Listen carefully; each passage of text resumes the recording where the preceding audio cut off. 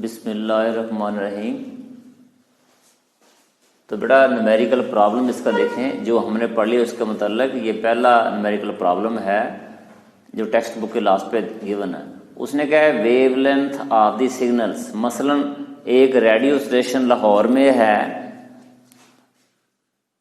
वहाँ से जो साउंड वेव्स आ रही हैं, ठीक है, तो वो साउंड वेव की स्पीड कम होती है तो साउंड वेव को पहले हम कन्वर्ट करते हैं इलेक्ट्रोमैग्नेटिक वेव्स में।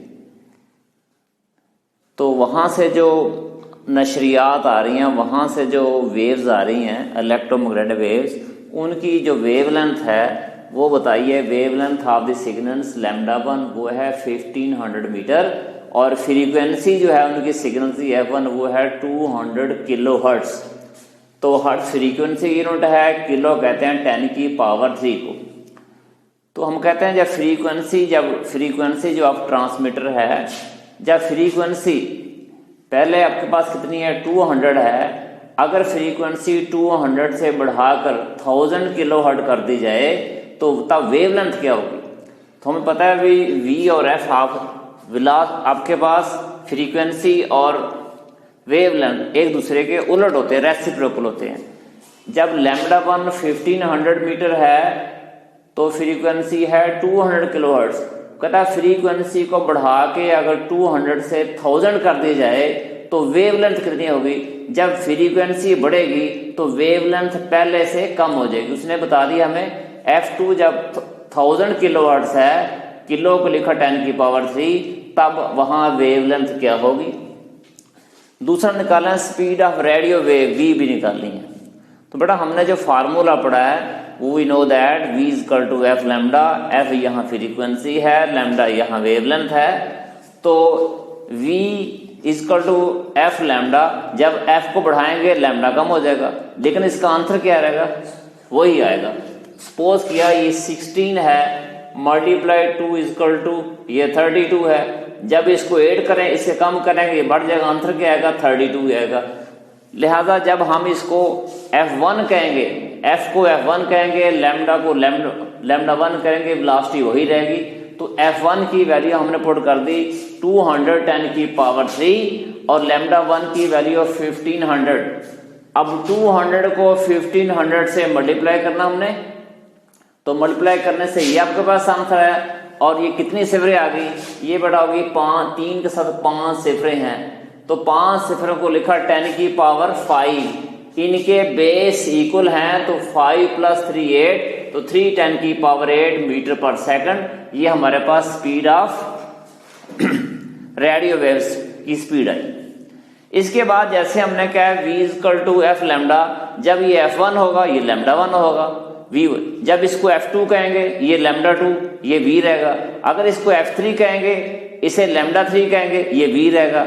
इसे कहेंगे f', इसे λ', ये कांस्टेंट v रहेगा। जब हमने इसको लिखा v = f लैम्डा, जब इसको f2 कह दिया, इसे λ2 कह दिया। अब हमने निकालना है λ2, तो f2 आगे यहाँ डिवाइड हो जाएगा। तो λ2 की वैल्यू क्या है, v की वैल्यू अभी हमने निकाली 3 10⁸, और f2 की वैल्यू हमारे पास है 1000, ये वाली वैल्यू यहां पुट कर दे। तो ये 3 सिफरें हैं, इसे लिखा मैंने 10⁻³ 10⁻³ मल्टीप्लाई 10⁻³, बेस इक्वल है, पावर होगी जमा 3 + 3 ये 6, 10⁻6 ऊपर जाके 10⁻⁻6। अब इनके बेस इक्वल हैं, अगर इनके बेस इक्वल हैं तो पावर हमने कर दी ऐड कर दिया, तो 8 - 6 का नाम कितना है, तो 8 - 6 का नाम 2, 10 की 200, तो 300 मीटर इसकी वेवलेंथ है। तो इस तरह हमने जो रेडियो वेव की स्पीड निकाल दी 3 10⁸ मीटर पर सेकंड, और इसकी जो वेवलेंथ हमने निकाली वो निकाली, ये हमारा आंसर था। लेकिन जब बड़ा पेपर में एंट्री टेस्ट में जब क्वेश्चन इस तरह का आ जाए तो वहां कैलकुलेटर की इजाजत नहीं होती, तो कैसे हल करेंगे। इस क्वेश्चन को हल किए बगैर देखें, उसने पूछा है स्पीड ऑफ रेडियो वेव्स। तो इस मैथमेटिक्स के अलावा लॉजिक से इसको देखें तो बेटा रेडियो वेव्स, तो रेडियो वेव को एक जगह से जाने के लिए, एक जगह से दूसरे जगह जाने के लिए किसी मीडियम की जरूरत नहीं होती। जैसे लाहौर से, मुल्तान से, BBC London, voice of America, वहां से नशरियात फोर्टावास पहुंच रही है, तो ऐसी वेव जिन्हें एक जगह से दूसरी जगह जाने के लिए किसी मीडियम की जरूरत ना हो, उन्हें कहते हैं इलेक्ट्रोमैग्नेटिक वेव्स। तो बेटा ये रेडियो वेव कौन सी है? इलेक्ट्रोमैग्नेटिक वेव्स है। अगर इलेक्ट्रोमैग्नेटिक वेव्स हैं तो इलेक्ट्रोमैग्नेटिक वेव की स्पीड वही होती है जो लाइट की होती है, और लाइट की स्पीड क्या होती है? 3×10⁸ मीटर पर सेकंड।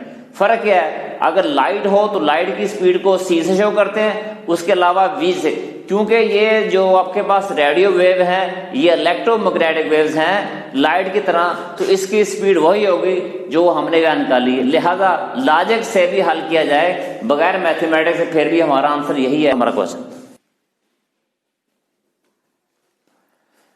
इसके बाद बेटा ये न्यूमेरिकल प्रॉब्लम हमने कर लिया, क्योंकि जो नेक्स्ट आर्टिकल हमने पढ़े एक के बाद ईगरे उसमें 3-4 हैं, उसमें हम कल पढ़ेंगे बीट्स, फिर स्टेशनरी वेव्स।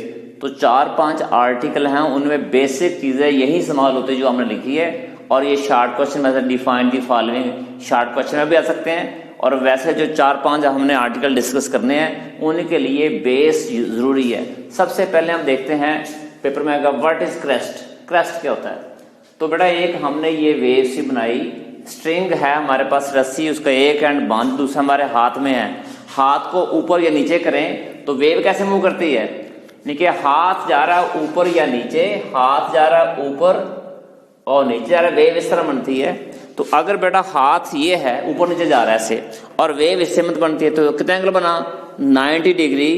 इसे कहते हैं जो वेव को प्रोड्यूस करता है उसे बोलते हैं वाइब्रेटर, और ये है वाइब्रेशन। अगर वाइब्रेटर और वाइब्रेशन में एंगल 90 डिग्री का बने, परपेंडिकुलर हो, तब इसे कहते हैं ट्रांसवर्स वेव। तो बेटा स्ट्रिंग में कौन सी होती है? Transverse wave. ये ट्रांसवर्स वेव है। तो ट्रांसवर्स वेव, और ये जो लाइन है जिसने इसके 2 हिस्से कर दिए, इसे बोलते हैं मीन लेवल। मीन में ना कहते हैं, जैसे हमने ये लिखा मीन लेवल। तो ये जो लाइन है, आधी वेव ऊपर है आधी नीचे है, इस लाइन को हम कहते हैं मीन लेवल, जिसे हम उर्दू में कहते हैं, एक हम कहते हैं खते इस्तिवा, इंग्लिश में कहते हैं इक्वेटर लाइन। जो अर्थ के 2 हिस्से करे उसे कहते हैं इक्वेटर लाइन, और जो वेव के 2 हिस्से कर दे इस लाइन को कहते हैं मीन लेवल। तो बेटा इस मीन